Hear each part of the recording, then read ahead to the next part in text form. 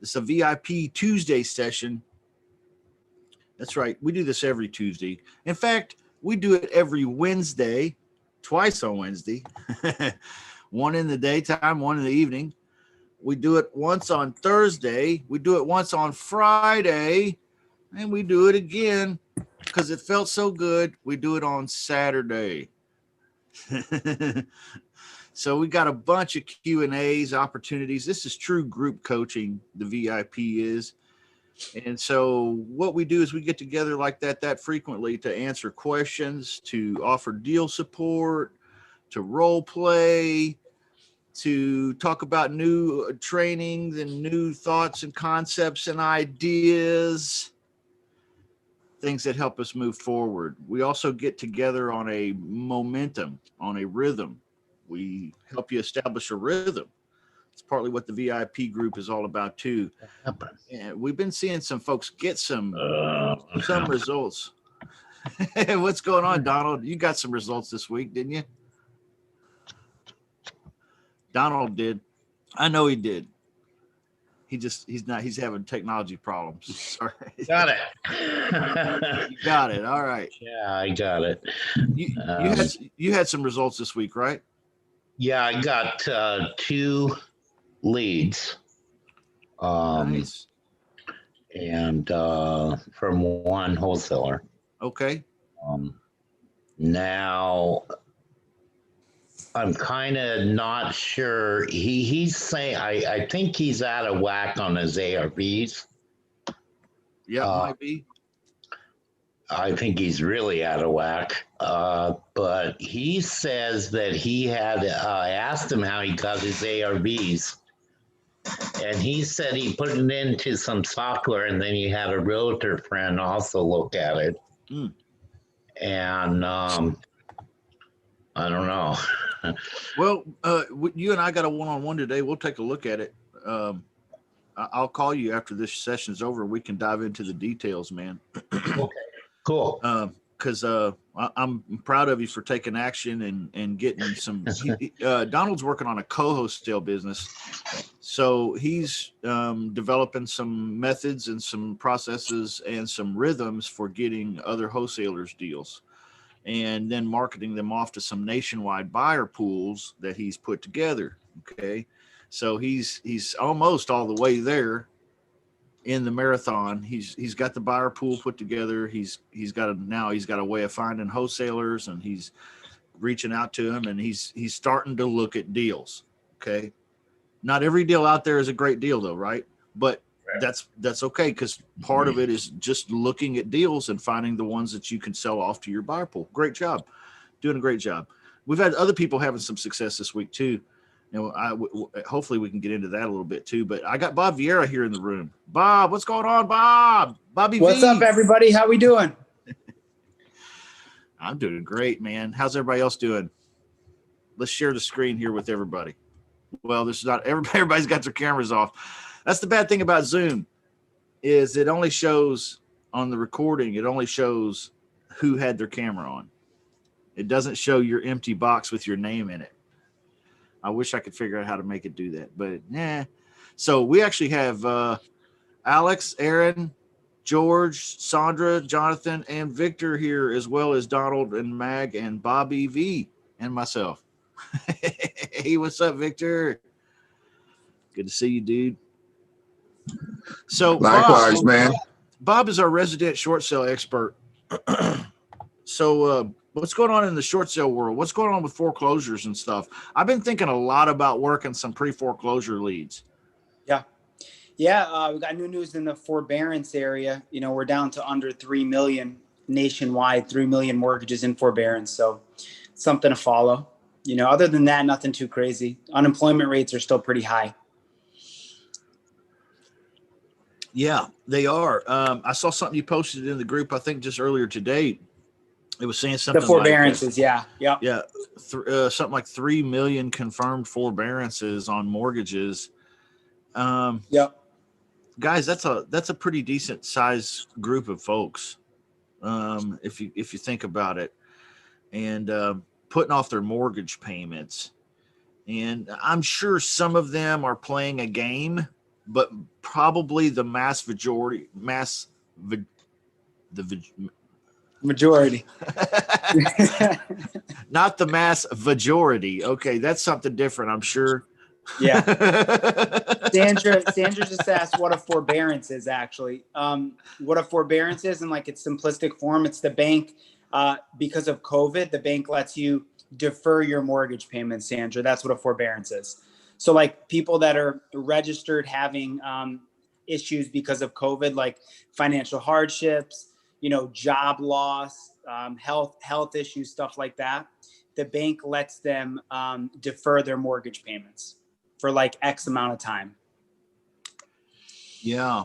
And right now there's about 3 million of them in that process. Yep. And that's a huge number. And that actually went down, which is the crazy part, it's actually declining. So yeah, I think it was 10, wasn't it? Wasn't it 10 like a month? It was just ago? under 10. Yeah. Yeah. It's crazy. But I was thinking that number, the 10, involved also the moratorium on evictions, but I didn't know. Wasn't clear on that. No, that one didn't involve the eviction one because I remember posting about that. Yeah, those were two separate ones. I see. But the eviction ones are crazy too because there's going to be a lot of landlords that literally they can't evict people. So, they're not going to be able to make their payments either. It's wild. Yes. So tired landlords. See, when you're a professional wholesaler, you listen to guys talking like this and you start thinking, okay, tired landlords might be a great list to hit this week. Yeah. You might be thinking the pre-foreclosures might be maybe folks that just got assigned a Liz pendants, or maybe folks that have had a involuntary lien that's fairly high dollar placed on their home and it's been 24 to 30, let's say 30 months. Okay. Sometimes it takes them a while to get around to trying to collect on these. So there's ideas that are popping in my head, guys. Anybody else thinking that way too? Well, I mean, kind of thinking that way out there. Go ahead. I'm sorry. Kind of thinking that way, but what happens? What are your thoughts on inheriting the problem? Because you still have non-paying tenants who, there's no way of knowing when they will start paying or how all that sort of sorts itself out. What are your thoughts in, inheriting the problem? That's actually a great question. Yeah. What do you think about that, Justin? Yeah. I think in some cases it's just not going to work. It's just flat out not going to work in some cases. In the cases where the tenant by law is being allowed to stay there and not make payments, okay, and there's no evictions happening and all of that, that's that's one thing. That's truly inheriting a problem. But I don't know if you could do something with that. But in the cases where the tenant is not necessarily a bad tenant, which is what I was thinking. There's going to be tired landlords, meaning they're afraid that this is going to happen to them. Was what I was thinking. But so I think there's some tired landlords out there that are ready to do deals. They're ready to get out of the game. They're scared. I know here in Kansas City, there's a lot of regulations. There's a lot of things they're trying to do to the landlord here that feel really, really raw. And so some landlords are getting out of the business. That's my point, I think. But so, I don't know, Victor, do you have any ideas on that, or Bob, anybody got any thoughts on who you might, run into and what you might do with these people? Yeah, actually, if you could buy one of those deals, I think if you could get it at such a good price, and then that you could have some cash reserve, maybe 5, 10, 15,000 in reserve, you might be able to weather the storm of that, moratorium on evictions. And sometimes when you change the ownership too, you can kick that person out now. Sometimes it depends on I guess how the lease was written and how you took over, what it says about somebody selling and taking over the lease. I've seen it happen where guys have taken over a house and evicted a tenant. Anybody seen that before? Yeah. I mean, I've done it, but not in this climate, but we've had to do that on deals. So yeah, for sure. And I think the key was what you said, the climate. You know, I don't want to be that guy that goes in and starts, you know, putting folks out on the street in an environment like this. Right. It's touchy right now for sure. Yeah, it's kind of touchy. But I mean, if you have the reserves, I mean, I really think like that's a great question to think about too, because a lot of landlords now I feel like are in that issue because they don't have cash reserves. So if they're not getting rent right now, then you know they can't pay their mortgage. Whereas if you could find a really good deal and have that cash reserve to weather the storm, you know, until the moratorium's up, you could make it work versus the current landlord. You know, so that could really be the you know, the reserves can make or break you really in a rental. So if you're looking at a deal like that, then if you want to wholesale it or how would you structure it? I mean, I have some thoughts obviously, but structuring it such that, you know, you have an investor come in and, you know, they would have to have a certain amount of reserves in order to, and it would have to be a really good deal that would warrant them, you know, taking that money and putting it aside as reserves in this deal. It would have to be a strong back end, I would think. I mean, what are your thoughts? You can answer the wholesale one, Justin, because that's your, you know. I missed part of it, man, to be honest with you, because I was reading some of the questions over here in the chat. I got distracted, man. I'm going to confess to you right now, I missed part. Sorry. From the cash flow perspective, I think like if someone runs their numbers, you know, and it still makes sense from like cash on cash return, like it still makes sense to have a $5,000, $10,000, $15,000 reserve, like to put into the deal. Well, then, yeah, I definitely think it could still work. But like you're saying, if the numbers are tight and like putting in an extra 10, 15K for reserves, you know, that's not going to work. So, I mean, really it depends on the deal, I would say, like the numbers. Oh yeah. Yeah. Like you really have to be like on top of your numbers strong, and you still probably want to have a little bit of a reserve on top of your numbers, you know, adding maybe another 5%, 10% to your numbers in order to just, you know, secure your position, I would think. I would say it probably has to be a deal where you're not putting that much money in, to be honest. Like if you're buying something as a rental with 20% down, traditional, conventional financing, a deal like that probably isn't going to work because you're putting so much more extra equity for the reserves. You know what I mean? Yeah. But like if you're able to get in with like a subject to or like some other options that Justin teaches you where you're not putting in a ton of money, then you could probably make it work. Yeah. Yeah, I agree with that.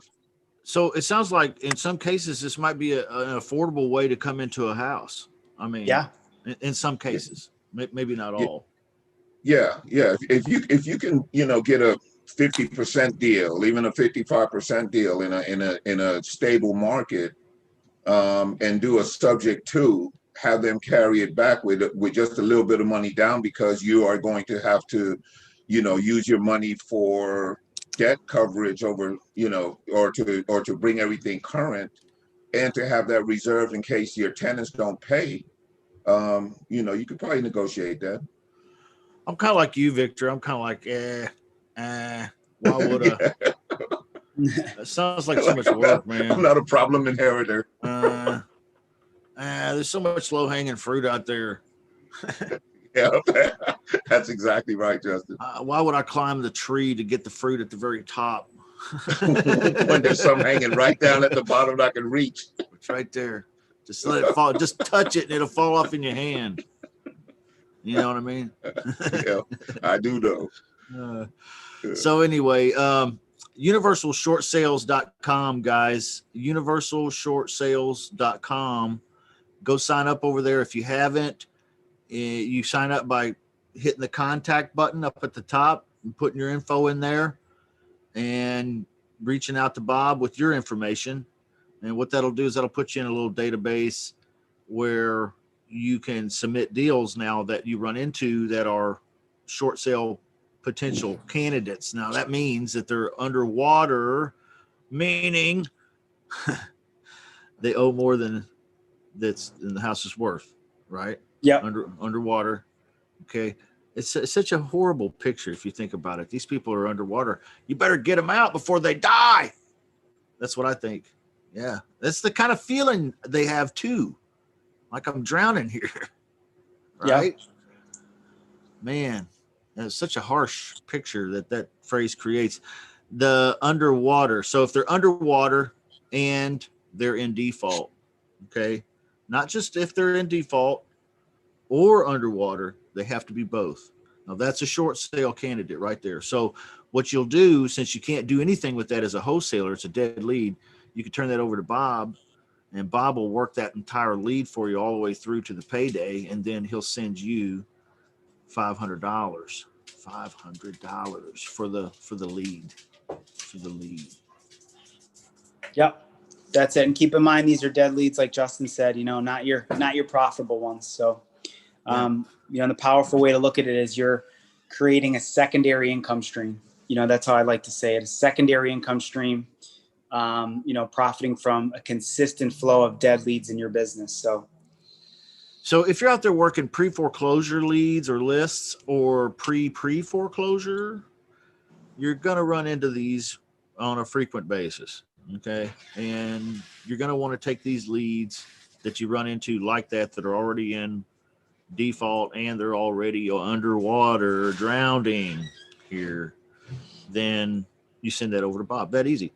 Yeah. Bob put a testimonial up in the club Facebook page, Facebook site group. If you're not a part of that, you can be both public and VIP. He put it in there, and like I said, he's our resident guy for short sales, so he's a go-to guy. And the video he put up there was he's put a few things up there that are of great value. One is how to have a conversation with this lead. Okay, you got to check that out. How to submit a deal. Okay, how to submit a deal to him that you find. That's another big important one.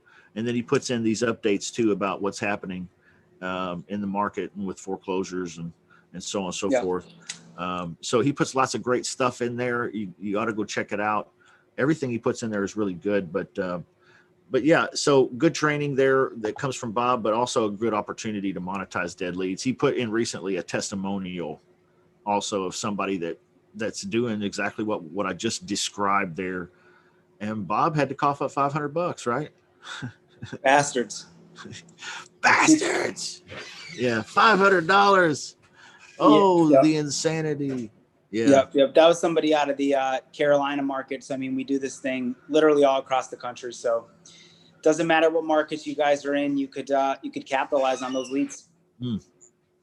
That's so true. And you ought to be universalshortsales.com. Bob, we love you. Thanks for stopping by this week, man. We'll see you next week. Thanks for having me. I love joining you guys every week. Thanks for chatting with us too, man. We enjoy it. We enjoy talking to you. See you guys. Bob. Everybody have a great week. All right, everybody. This is VIP time. So it's Tuesday. That means it's the day after Marketing Monday, which we do every week. Every week we do Marketing Monday. If you're a one-on-one student of mine, or if you're in Claude's group, either way, you go to Claude's VIP on Monday, and then you get ready. You get your lead set up for the week. That's Marketing Monday. Okay. If you didn't do that, there's still time. Today is follow-up Tuesday. Tomorrow is follow-up Wednesday. Could be a day off for you, or you could be catching up. Okay. Get your scrape done from Scraping Sunday if you missed that, and do Marketing Monday. And that way, Thursday at 3 p.m., your text blast will go out and you'll have leads. So this is the rhythm that we're trying to establish with the folks that are looking for a rhythm to grab onto. Okay. If you're looking for a rhythm to grab onto, that's a pretty decent one to do. That's mine. And we try to coach people in that on a day-to-day basis there in the VIP here. Lately, I think it's paying off a little bit for some folks, and I'm glad to hear that. Glad to hear it. So let's take some time and open up the floor here for some questions. We've got a great group here today in the Zoom room. It's Mag and me and Philip and Michael, Victor and Ed and Donald, Aaron and Jonathan and Sandra and George and Nick and Jaime and Rick and Sean and Larry and Alex. I love it. It's great. You guys are awesome. So any questions out there right now before we jump into something I have planned? But we can put that off if you guys have questions. And I do see some questions. It says here, how long of a period does a homeowner have between pre-foreclosure and actual foreclosure? Yeah, it depends. I wish there was an exact number, Sandra, but there's not. It's just it just depends on how fast they get to it. I've seen it take 8 months. I've seen it take 18 months. I've seen it take just a few months. It just depends. But usually a few months, at least. Usually at least a few months. Okay. Let's see another question. Justin, I've had some high-level investors say they do not put ARV or repair costs when needed. They said they let the end buyer or rehabber determine their own costs. What are your thoughts on this? Yeah. So in other words, what it sounds like is you're talking about, Jonathan, is having an ad for a property that goes out to your buyers list, or maybe you put it on Craigslist or Facebook or something, and you don't put the actual after repair value or repair costs. Okay. Yeah, I've heard of that and I've done it. Yep. Good. I described it right. Jonathan says, okay. Yeah, I've done it, and that's fine. Usually I do this on lower end properties myself. Okay. Meaning, less than 50,000, but not always. Okay. Typically I will run an ad that has the ARV on it and repair cost estimate, because I don't really know what type of rehab job the buyer would want to do. They may be cheaper than me. They may do the work themselves. They may have supplies in a warehouse somewhere from their last job. It may make this one cheaper. There's a lot of things that could go into this. I don't know what the repair costs are going to be, and I'm never going to know. I could run 5 contractors through that same property today and get estimates, and they would all 5 be different. That's just the way it works. It's always an estimate. Okay. Your depiction of the repair costs is an estimate in your estimation. Even if you think you nailed it. Okay. You're probably going to hear a buyer at some time say, well, you're 5,000 over or what, or not, we're 5,000 over where you said the repair costs are. Okay. It's going to happen. You're going to do that. That's the buyers playing the game. The buyer says it's crap, until he pays for it. And then he walks out in the street and he says, hey, everybody, look at the deal I just got. It's an old proverb. All right. So you're just getting a good estimate. So a lot of times I'll run an ad that says the ARV and it says the repair estimate. But if I'm not getting any hits, okay, then I'll send that same property back out again, and it'll say any reasonable offer considered. And I won't have a lot of ARV or repair costs or anything. Okay. Because I'm going for the Hail Mary. I'm going for whatever it takes to get a damn offer on this property. See if I can negotiate with that seller and close this deal and get a check. That's it. Okay. So, just some thoughts on how you might do that or when that may work. Okay. Is there any other questions here? Somebody wants to know if creative financing is going to be convenient for them, or should they wait till they have a bit of money to invest in passive income like Lease? Should I wait? I think that's the important part. Should I wait? Well, what are you waiting for? More money? Okay. All right. Well, there's ways to buy properties and get money. Both. All right. So I would recommend doing a wholesale or doing a lease option before committing into being a property owner / manager, if you don't have any emergency funds anywhere, or you're not very good at balancing the budget and making sure you don't spend every dollar. Okay. Which is a hard thing to admit. When you got the I spend every penny itis, when you got I spend every penny itis, okay, You need to get cured off of that before you start trying to be Mr. Landlord. Okay. Because that game don't play with the other game. They don't mesh very well. That's my best advice to you today on that. All right. You got responsibilities as a landlord. And so you need to be a responsible individual. And sometimes that we're just not in that place in life. And that's okay. We can change. We can be different. Some other questions in the Zoom room anywhere? Anybody got anything? I got one question. As far as scraping Craigslist, I've noticed that there's a lot of potential. Well, I guess they already got it under contract. A lot of wholesalers are there. Do we still talk to these deals? I guess you could say.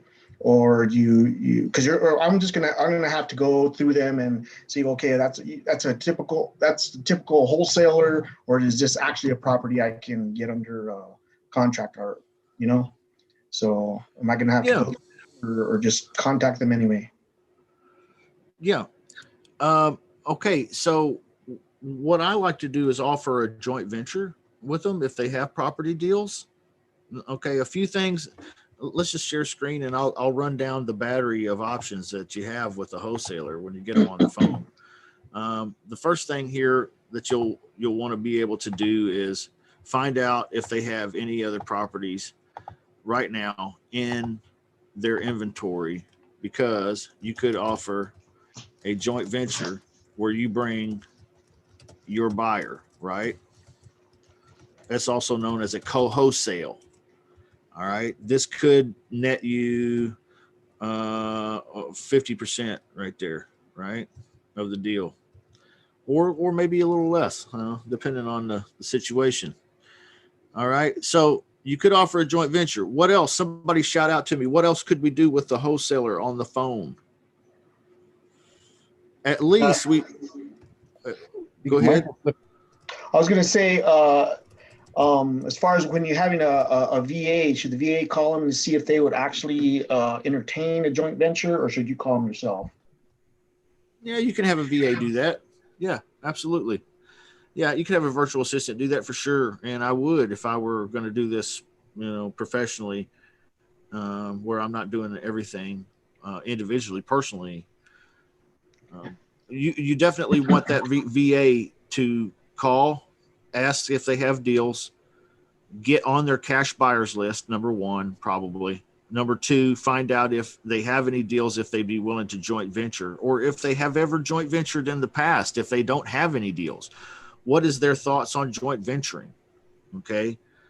And if they're willing to, or they're open to the idea, that's even better. Then you definitely want to be on their cash buyers list. Why do you want to be on their cash buyers list? Somebody tell me. Shout it out if you know it. Why do I want to? Yeah, go ahead. Got a lot of deals. You can send it to your cash buyers. You can always have, if you got leads always coming in, you can shoot out to you. If you got a big cash buyers list, you can send out to your cash buyers and make money quick. Yeah, man. You get paid for sending a text message or an email. Right. Yeah, right. I mean, that sounds pretty cool ass to me. These wholesaler guys, that's the problem is when you're not full spectrum wholesaling, you're just out there trying to do lease options, or you're just out there trying to do ugly house, or you're just out there trying to do something else, subject to or something. And you leave a lot of money on the table, because these wholesalers, if they're open to joint venturing and you get on their cash buyers list, every deal they send you to your email is a lead now. And you don't have to worry about any marketing. They send out the leads to you. They send out to your cash buyers. Yeah. So you have a lot of money to spend on marketing. So you get the lead in your email. You pick up the phone. You call the guy. Hey, Michael, what's going on, man? I saw that deal, dude. Man, that's a good looking deal you got. Where'd you get that thing? That's great. Oh, great job. Great job. Hey, I think I got a buyer that'd be interested in that. You want joint venture on this one?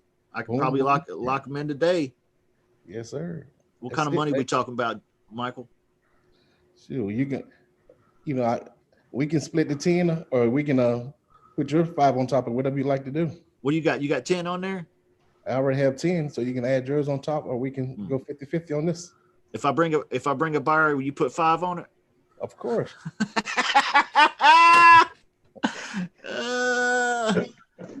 There you go. See, magic happening. Magic happening. I learned that from my buddy Vic. From your buddy Vic, huh? Victor? Yeah. Victor, great one, Walker. Yeah. Yeah. He left off the Skywalker. That's what he does. Y'all know I love y'all. Y'all know it. I got that from my buddy Victor. Mike. Encyclopedia. Jonathan said he got 5 on it. Nice. Jonathan. I got 5 on it too, brother. All right. We're gonna have a big sack. It's gonna be late for later though. It's gonna be for later. What else could we get out of these wholesalers besides getting finding out if they're joint venture or getting on their cash buyers list? What else could we do? Yeah, get some dead leads from. Ask about dead leads. Isn't that crazy good? That's crazy good. Nobody thinks about that. Why not? Hey, you got any dead leads over there? What are you talking about? Yeah, I mean, all of the leads that you got that you can't sell because they suck for what you do. Yeah, I got a whole stack of those. Cool. Where they at? Turn them over to me, and if I can monetize any of them, I'll send you some money. How's that? $500 every time I close one. That might be nice. You got 100 leads? Cool. I might be able to get 4 or 5 deals out of that. You like to make 2 or 3 grand? That'd be cool, wouldn't it? Yeah, it would be. Okay, so those are at least 3 things you can do with a wholesaler. Okay. So it's up to you. This is creative real estate. So how creative you want to be, And I guess it doesn't matter if it's a pretty house or an ugly house, or even if it's because I've seen in my area a lot of what do you call it? I drank too much coffee and I can't think anymore. Dang it. That's all right. You got 5 on it too, so you're cool. Seller financing, man. Why can't I think? That's too much damn coffee. I'll never do that again. Was that the bulletproof coffee? Is that what you got? Coffee with lots of sugar. F me up. Yeah, seller financing. Seller financing. Yeah. I mean, you could totally get a pretty house for ugly. A lot of times these wholesalers, the reason why their leads did not work and they have dead leads. Why do they have dead leads?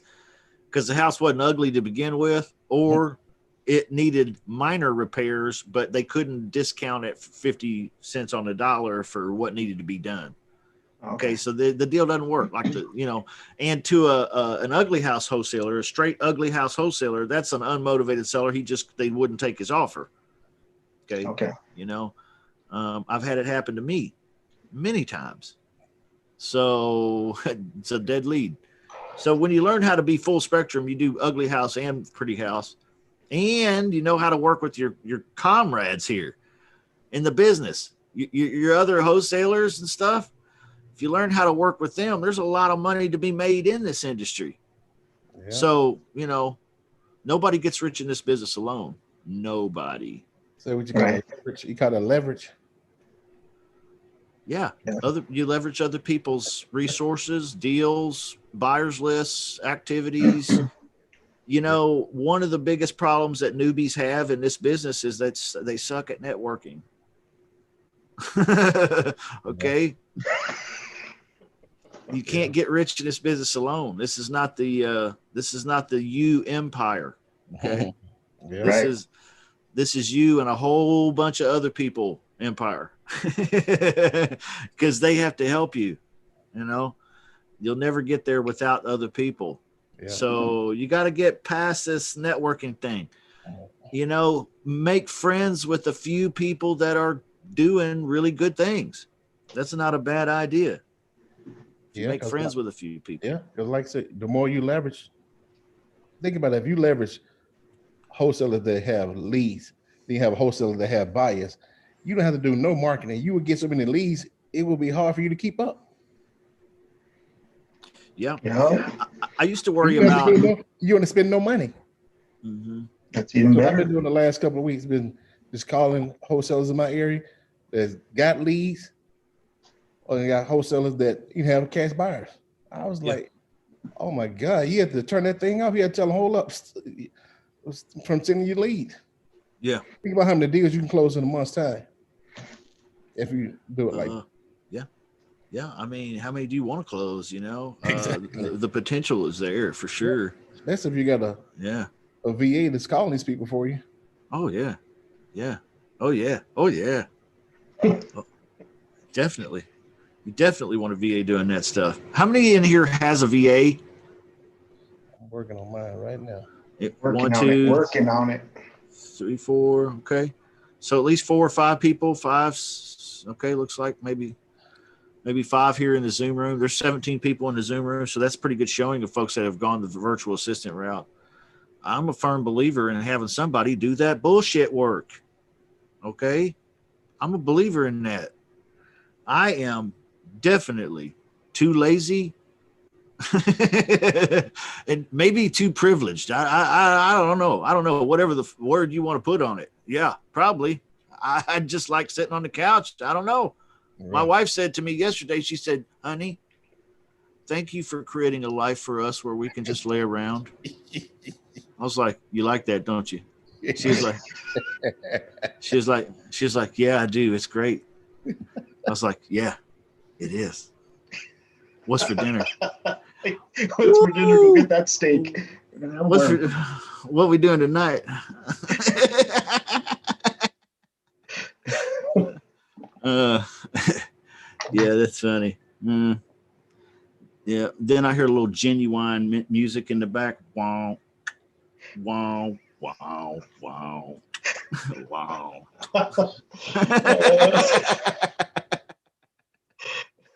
I'm sorry, guys. It's just a lot of fun when you finally get free. You know, when you finally get free. So I don't understand these guys that I see some of my cohorts on YouTube that they claim to be free, but they just don't look happy, do they? Not. I don't think so. I'm just like, what in the world? This dude here, what's he on? I'm high on life, guys, and I love you. What's some more questions? Anything? Anything else? Anything else? Low equity leads, Alex Bolden says. Yep. Well, that's a good one. I don't know what your thought process is on that, Alex, but you could definitely use low equity leads in the pretty house business. That's for sure. Okay, let's do a quick test here. I want to pop quiz everybody since there's no more questions. Let's pop quiz. Everybody ready for a pop quiz? All right. No one's ready for a pop quiz. That's why it's called a pop quiz. Today, I want to talk about what's in it for the seller. What's in it for the seller? See, I think this is an issue for us, really, is we don't know why they should say yes. Some of us in our minds are still thinking, well, I don't know if this is some kind of a scam, or it's not a scam, but it's different. And I don't know. I kind of feel like my conscience kind of strikes me out. Yeah, your conscience strikes you out. I've heard that before. Yeah, I don't know if you're feeling that way or have felt that way, but part of the problem is that you're just not sold on it yourself. And that's okay. It takes acknowledgement of that fact before you change a lot of times. And if you're like me, this may help you. Okay. So what we're going to do today is we're going to have a conversation here. We're going to find out what's in it for the seller. Why should the seller say yes to you on the phone? Okay. Why should this be a good deal for the seller? Okay. If you can be convinced of it being a good deal for the seller yourself, then you can bring to the table a little bit of enthusiasm. Okay. Let's talk about enthusiasm real quick. Okay, let's talk about enthusiasm. How important is enthusiasm to the process of calling sellers? The enthusiasm in your voice and in your mindset, how important is that to getting the deal? Enthusiasm. Because remember, old school sales training is to be enthusiastic. I've got a great product for you. It'll change your life. In fact, look at me now. I'm juicing celery. Juicer. Okay, enthusiasm. Celery juice. Anybody else in here in the celery juice club? Okay. All right. Yeah, I've been invited, but I haven't accepted it yet. Okay. Okay. I haven't either. No. Yeah. Yeah. So as far as the enthusiasm, I mean, there's a level of enthusiasm, I would think, enthusiasm in terms of, your ability and willingness and desire to get a deal done, but not overly enthusiastic, like you said, like a, infomercial salesman. Yeah, like match their enthusiasm. Be a mirror on how they are. Because if you go with too much enthusiasm or not enough, and then you try to walk away from that deal and try to do that kind of like tug and pull where they're like, no, I am interested. And if you're like, they don't really believe that you want to walk away from it either. They can tell you when you're eager. But that's kind of one of the things I've been playing with too, is just matching their level with me, how they are, just try to mirror it. Yeah.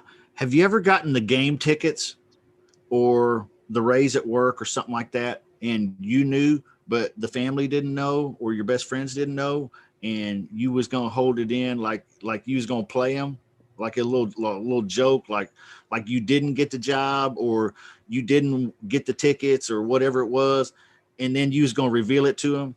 That's what I like to call, and I've heard other people call this, bottled enthusiasm. You got this enthusiasm, but it's bottled.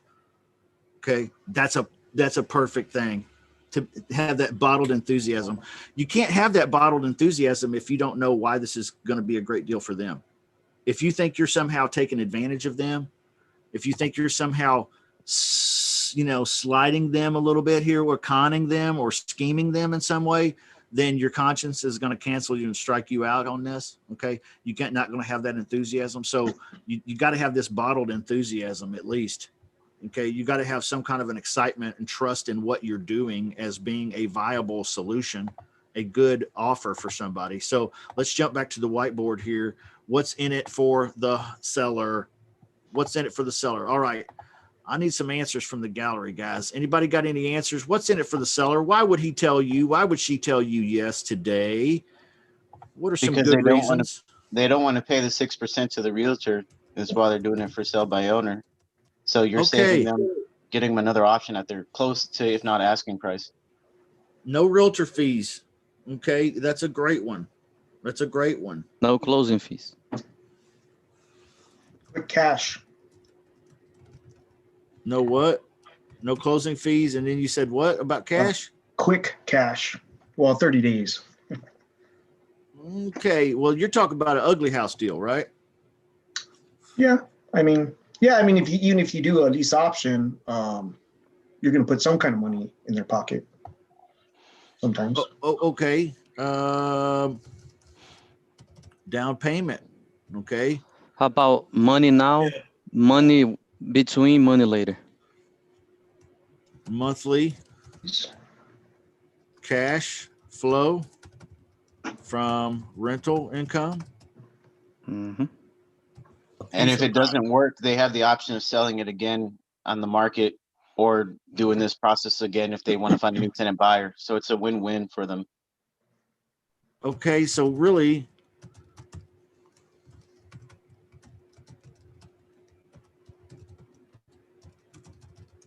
what you're saying is the homeowner keeps control of the property, right?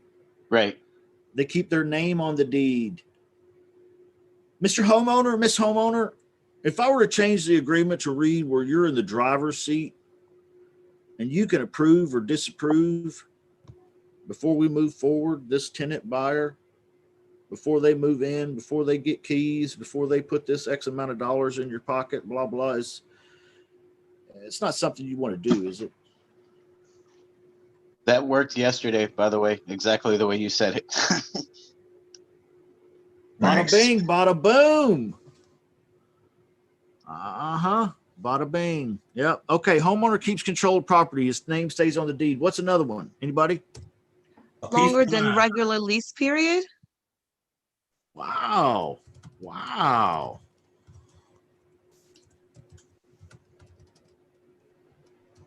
Yeah, that's a good one. That's a good one.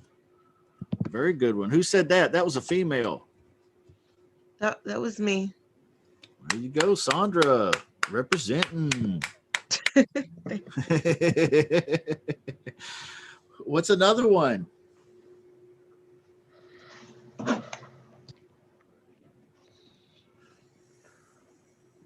No landlord headaches. For lease option, maintenance, and they don't have to worry about maintenance and repairs and getting called in the middle of the night. No maintenance issues in all capital letters. She killed it. Come on, guys. She's starting to make you look bad. Come on. Yeah, right. It's not a competition between the sexes here. I get it. I'm not trying to insinuate that there is. I'm just proud that there's a female in here. We're speaking up, because most of the time they're kind of quiet. And I wish they'd all speak up. So I'm very happy. Anything else we can think of? Anyone?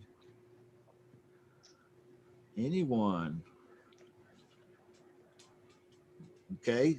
Somebody in the chat said 3 types of payments. Yep, that's true. We've got the monthly cash flow from rental income. We've got a down payment. You guys are talking about giving back end equity. Okay. What about taxes for the homeowner? They have like a tax incentive. Okay. Let's try this. Depreciation of the house and stuff like that while they're doing a lease.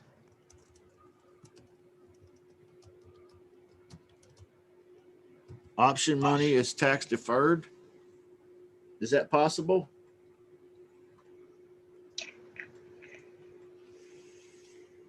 I don't know. I think that's possible. Okay, let's talk about something else you said there too.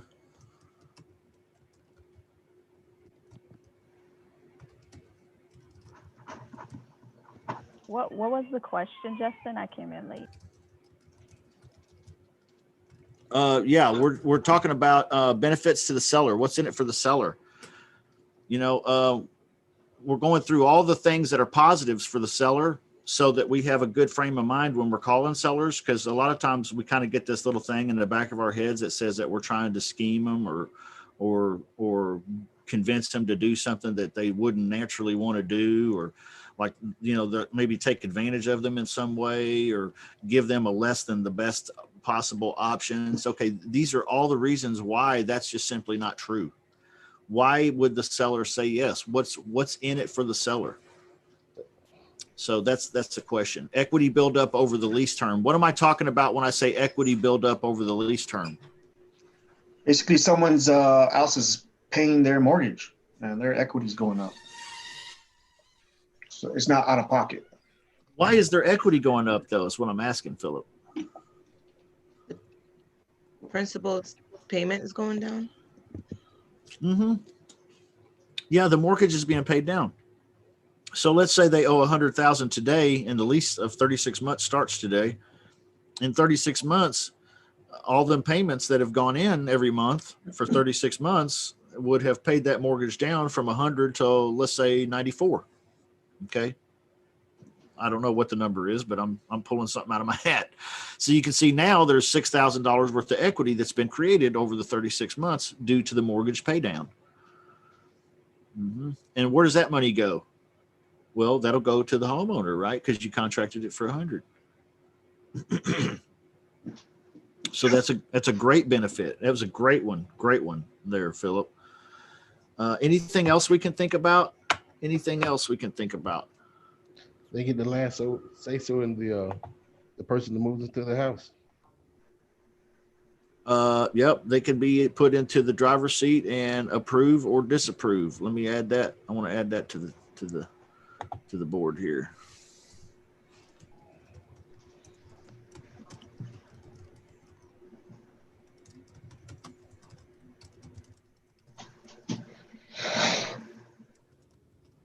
Okay. Approve or disapprove the new tenant buyer prospect. Yep. Yep, they could do that. Anything else we can think of? What about, what about like if the house has been on the market, let's say it's a for sale by owner, it's been on the market maybe for 4 months. With the lease option, you can get somebody in the house quicker.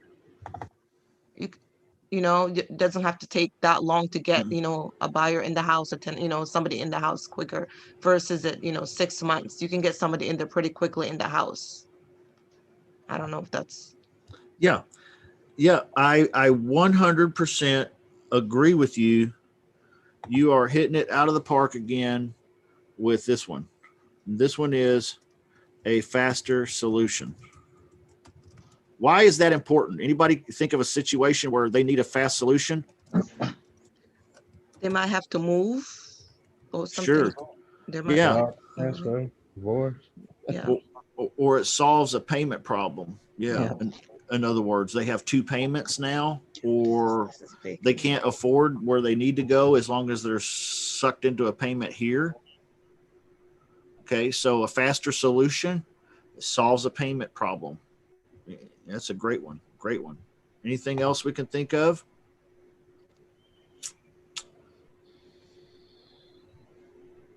I was gonna say it solves a pain point, like if the home is going into foreclosure. Okay. That's possible, right? If the home is going into foreclosure, they can still do a lease option. Yep. Okay.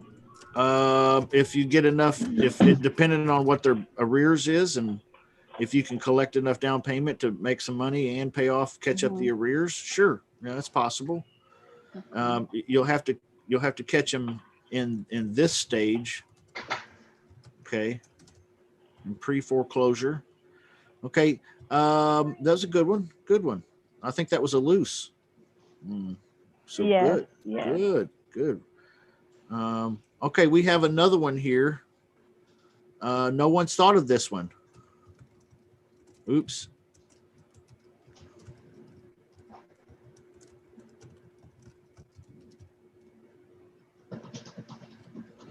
I don't have to beat you up on price. That one there is probably the most in your face one, and we all forgot about it. Right? You could go as far as could you go as far as full market value? Yeah. Yes or no? Yeah. If the house is worth 100,000 and they owe 100,000, could I do a contract on it today, lease option for 100,000? You can even go. Yeah, I would say so. Oh yeah, absolutely. You could. Mm-hmm. You can mark it up to 110. 36 months from now, it'll be worth 110. You can make that 10K today. Get paid up front. Yeah, Sandra, you got a question? Yeah, what if what the price that they're asking for is and you look at the comps is just so high? Would you still go with that just because it's a lease purchase and the tenant buyers are in a situation where they're gonna go ahead and pay that, and then you're gonna add your 5% or whatever on top of that too, though? Yeah. So, for example, the house is worth 100,000, but they're asking 150. Yeah, or even like 130 or something like that, and nothing has sold for that amount. Would you still give them that? No. The 130? No, right? I wouldn't. Okay. No, I wouldn't. And here's why: because that tenant buyer, you might be able to find a guy to come in and be your tenant buyer, but that's a real con job on that guy, because he's never going to be able to get that house financed or appraised for 130. Not anytime during this term, unless it's a long term. Maybe you get 6 or 7 years on there. Okay, now maybe we'll talk about that. Yeah. You know, Okay. Okay. or maybe 10, maybe a 10-year term. Okay, so let's talk about this. She brought up a great point, value, but how far beyond can I go? I put fair market value, FMV, and then I put a plus sign here. How far beyond fair market value should I be comfortable going? 5%. Could I go 1%? Yep. Sure. Okay. If I could go 1%, could I go 2%? Yep. If I could go 2%, could I go 3% over? Yep. How far are you guys gonna let me go? If I could go 3, could I go 4? I'd say 4 or 5. If I did this, could I go 5? Yep. Philip says 5. People are dropping out. You're losing support, man.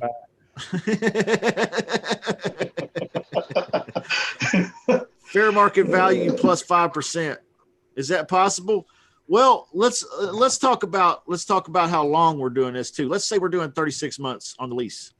That's possible. Could I do 5%? 10%. I think you can.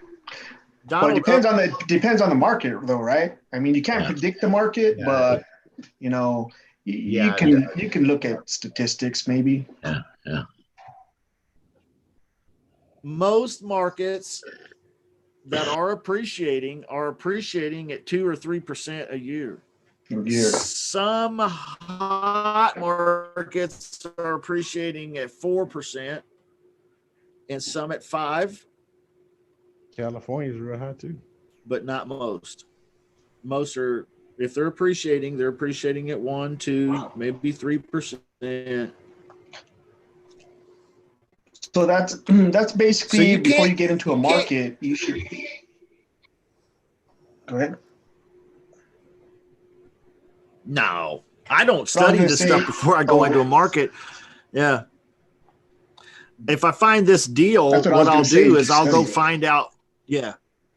I'll go find that deal. When I find this deal, I run across it. Then I'll go find the fair market value and I'll figure out, hey, this guy's over, but he's over 30%. Like the house is worth 100,000, but Sandra says he wants 130. Well, he's over 30% ARV. He's over fair market value by 30%. Woo, that's a lot. That's too much. That's a lot. I could do 5 maybe.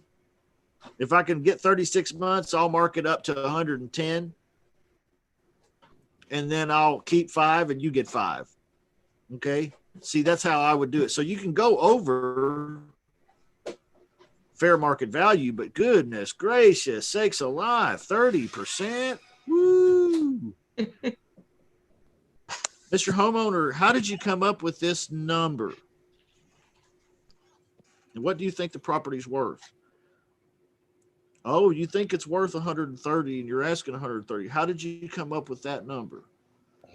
Well, my sister's cousin's beautician lady also has a realtor's license and she practices on the weekends like she's the Realty National Guard. She's 1 weekend a month and 2 weeks in the summer.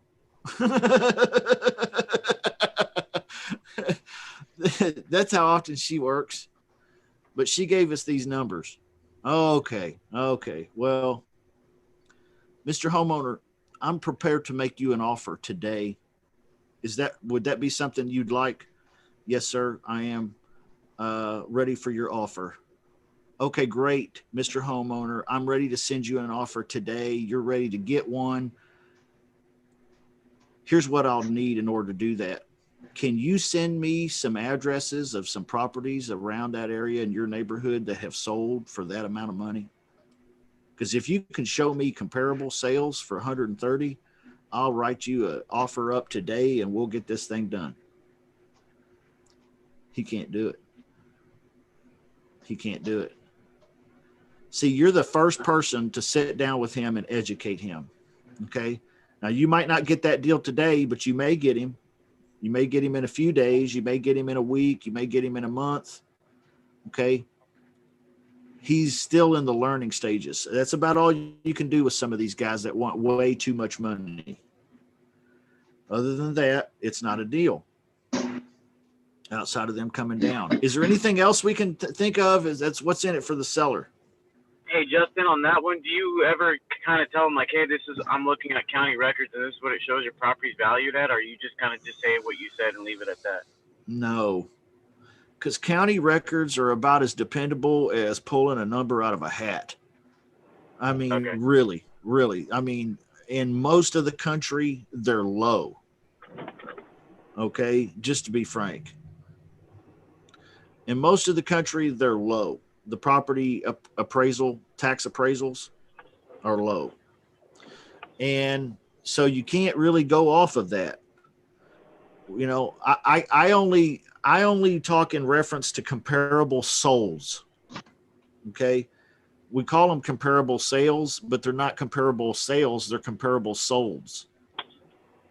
Within a half mile, within the last 6 months, the same type of house, same type of square feet, same number of bedrooms and bathrooms. What did they sell for?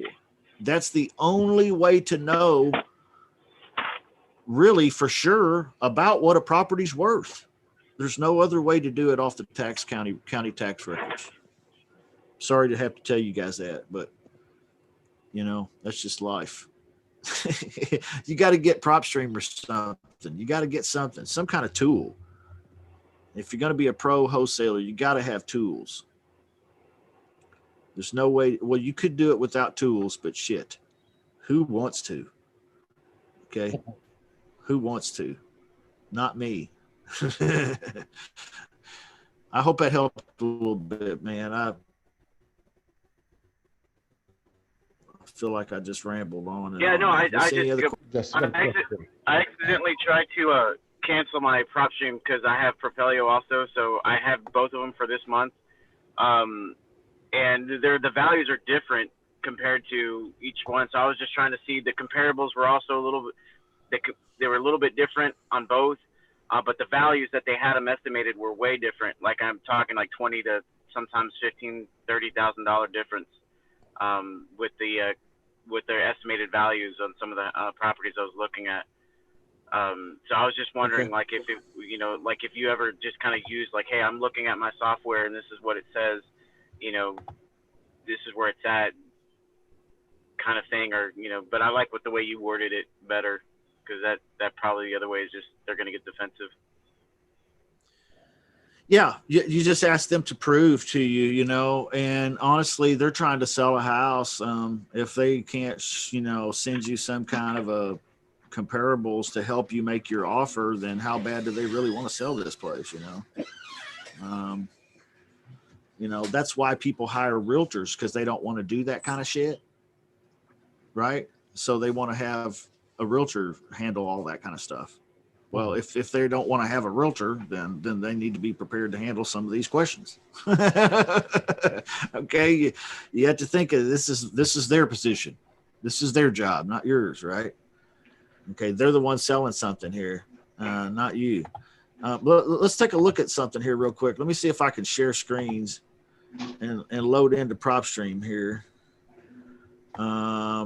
Because I want to talk about comparables, because you're talking about, I don't know why this crap pops up here. Let's get rid of that. Somebody give me an address. You're talking about finding comparables. Let's take a look at comparables for a second. Okay. And how you find them on PropStream. And because you guys are probably not quite doing it the way that I do it, or Rick does it. Okay. For example.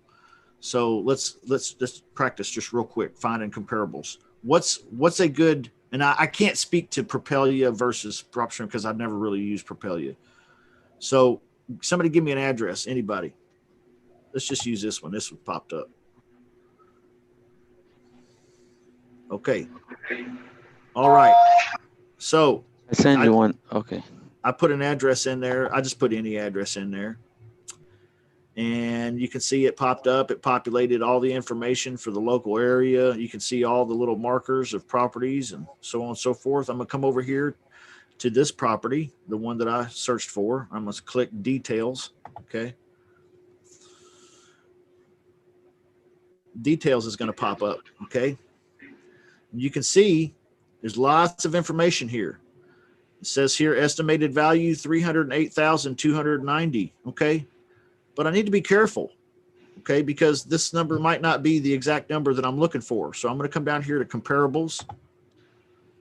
I'm going to click that. Okay. You can see it changes the screen for me a little bit. I'm going to slide down here. You can see it's got different options for me to select, but I'm looking at comparables, so that's okay. Now, date range. This says an entire year. That's not what I'm wanting. I don't want an entire year. I want to go back 6 months. So what's 6 months? March? Is that right? February. What's 6 months? Somebody help me out. Everybody counting on their fingers. October, September, August, July, June. Okay. We're close enough. But the point is see, you got to change the date range. Okay, look at this. Square feet, 1,942 to 2,900. Okay. The subject property, what's the square feet on it, man? I got to slide back up to see. The square feet on the subject property is 2,428. Okay. This is a huge spread. 2,300 to 2,700. Let's try that. Because see, that's more fitting for our subject property. It's got a way big spread there is what it pre-populated. Sold status. Okay. Number of bedrooms and bathrooms. I could add that in there. See, now I'm really getting comparables. I could look on the MLS, or I could look public records, or I could do both. I like looking at the MLS. Okay, that's me. Here's an MLS sold, 339. See, now I'm getting more true comparables when I adjust the filters here a little bit. If I don't go for just the pre-populated number, which is estimated value 308,000. Okay, if I slide down here, I can see one sold for 339, one sold for 347, and one sold for 300. Now, do you really believe that the comparables mean that this value is accurate? I don't know. It's not looking quite so accurate to me. It might be a little more than that. Okay, it might be. Okay, so you got to get in there and actually find comparables, not just what they pop up, because what they pop up is kind of comparable, but it's not as comparable. I know a guy in the room here that probably has a lot of great advice on this topic. Rick, is this how you do comparables, Rick? Can you hear me okay? I'm driving. I hear you. Yeah, man. The first thing when I go in the prop stream is I do exactly that. I look at the square footage, then I just automatically go to 100 square foot smaller, 100 square foot larger, and I just see what pulls up. You know, because sometimes that's not good. It just depends on the location. Sometimes you got to go more than a half a mile. Sometimes you got to go 200 square foot smaller, 200 larger. I started 100 and worked my way out. I started a half a mile and I worked my way out until I have some decent variables, you know, that kind of fit the property. And then I always, you know, take 2 or 3 other avenues like iComps or ePraisal or Zillow Solds, and I do the same thing that way as well. That way I have a pretty good idea between the 2 or 3, a good average. Yeah. So you could be a real estate god. If you, I guess you could. With all of this access to all of this wonderful power, you could totally refine it down and find true comparables. Oh, here's another thing that's great about PropStream. Even on the mobile app, it's really cool, guys.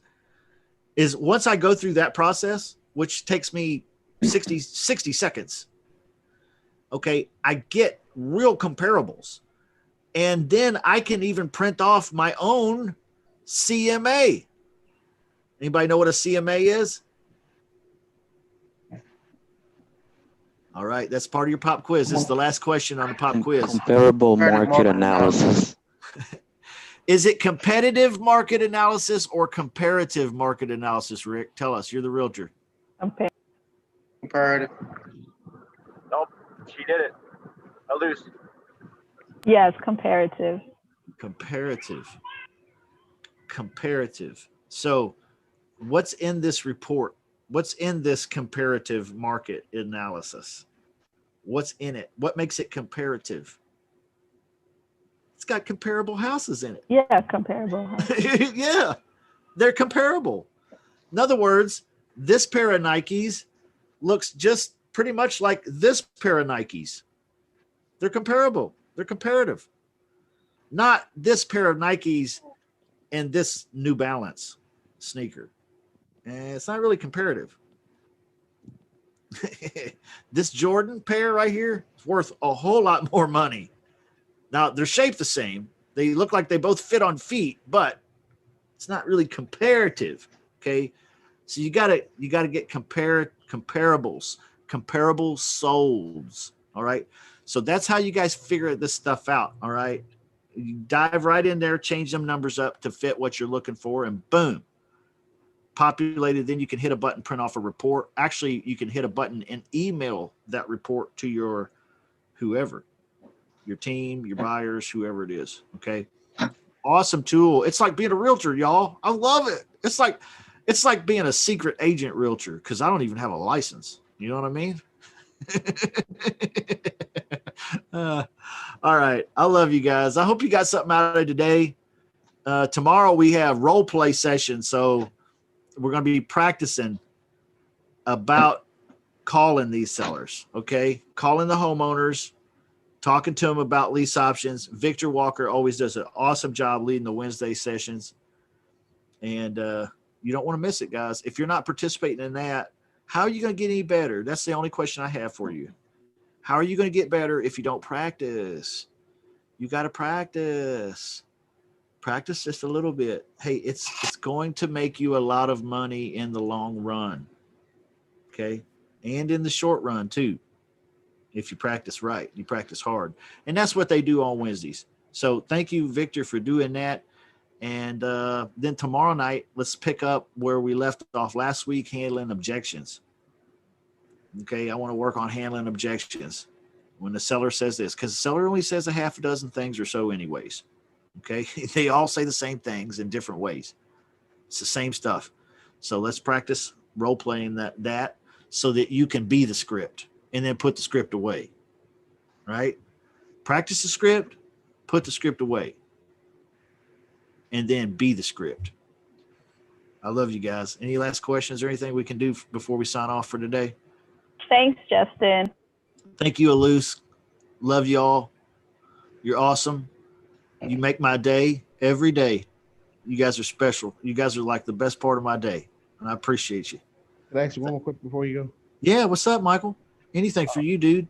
Like, say, if it's when you do your co-wholesaler, when the wholesaler sends you a property that he has on the contract, do you also do comps on it, or you just go out, his process? When who sends me what? Say, for instance, you get a wholesaler sending you a property. You're gonna do you do comps on it also? Yeah. See, that's how I know if I'm going to take the deal or not, because see, I'll go check it out real quick for myself, and once you get good at doing that, like I said, it takes you 60 seconds to pull up some real comps, and you can get a real good solid idea of why that wholesaler is off his rocker or what the property's really worth, so you can have an intelligent conversation with your buyer. Okay. And you can also send your comparative market analysis, professional looking document with all the pictures and everything. You can send that right over to your buyer and say, hey, listen, this is what my research came up with. It looks like a heck of a good deal. You tell me by 5 o'clock today if you think you want to make an offer on it. Deal? Okay, because at 5 o'clock, I'm taking it to somebody else. That's it. That's playing the game. I'm playing the game. Y'all heard me say a few weeks ago, you got to have a little grease on you.